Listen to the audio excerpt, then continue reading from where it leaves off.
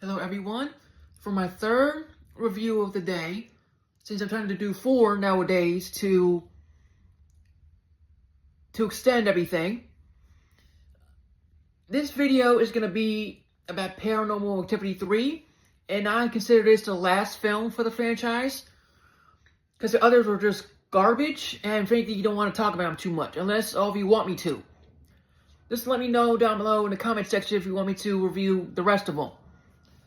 But for me, this is the last one I'm going to review, unless requested. And before I go into that story, first and foremost, I want to say thank you to everybody. Without all of you, I wouldn't be doing this in the first place. So thank you very much for the love support, and I really am grateful for it. So thank you very much, and may God bless you for that. And if you're new to this channel and want to sub, in retrospect, I do movie reviews, TV show reviews, and gaming reviews. Of course, all of them are still in a work in progress. I do what I can here and there, so be patient with that. And I really hope like what you see down below in the playlists on my page. Comment down below, like, share, all that good stuff. And if you want me to do anything per request, just let me know down below in the comment section. And to voice your opinions down below if you want, just let me know. With all that said, let's get on with the show. So to describe this film, this is where it all started per se, in my opinion.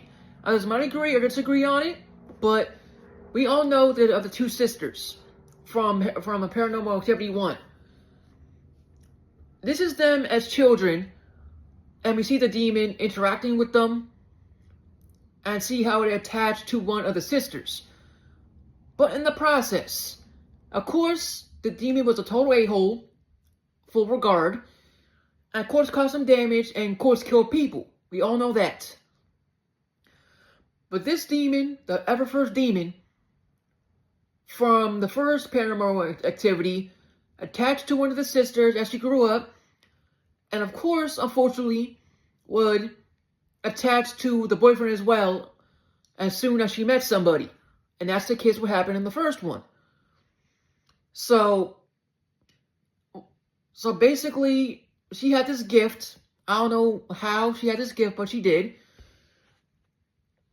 And of course, there was the same amount of nights, camera settings, the whole 9 yards. And I greatly enjoyed this one the most because it explained everything down to a T, and how things happened before she grew up in the first film. With the boyfriend moved into the house and all that. So I greatly appreciate the backstory. It was a good thing for me. I greatly enjoyed it. Others might agree or disagree. And of course, they played with the Ouija board as well, like they all do. Those dummies.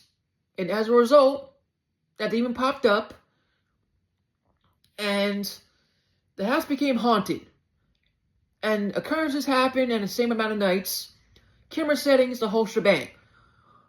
But how this film ended was just a good way to end it, the series as a whole, to watch the first one to understand the full picture of the whole 3 series.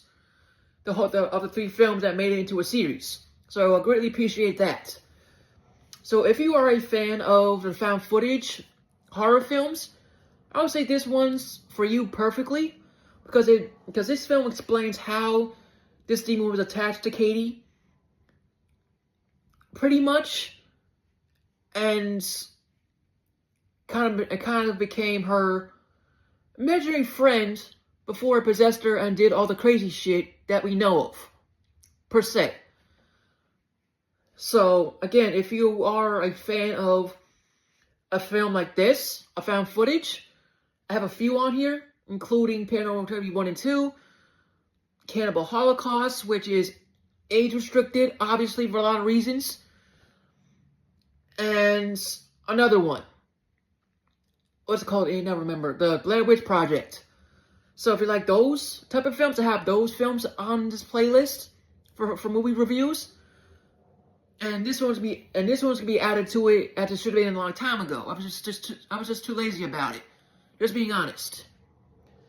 So, to understand this series as a whole, watch the first one, and then see the second, and you will understand the backstory of how this demon was attached to Katie in the first place. Of course, with the damage, destruction, and killings. Pretty much. So, with all that said, that's all I'm going to say about the film itself. Not going to do too much spoilers that much. And thank you all again for the love and support. Without all of you, ladies and gentlemen, I wouldn't be here in the first place. So, again, thank you very much for the love and support. I really appreciate it. And may God bless you all. Stay safe. And I will see you on the next one.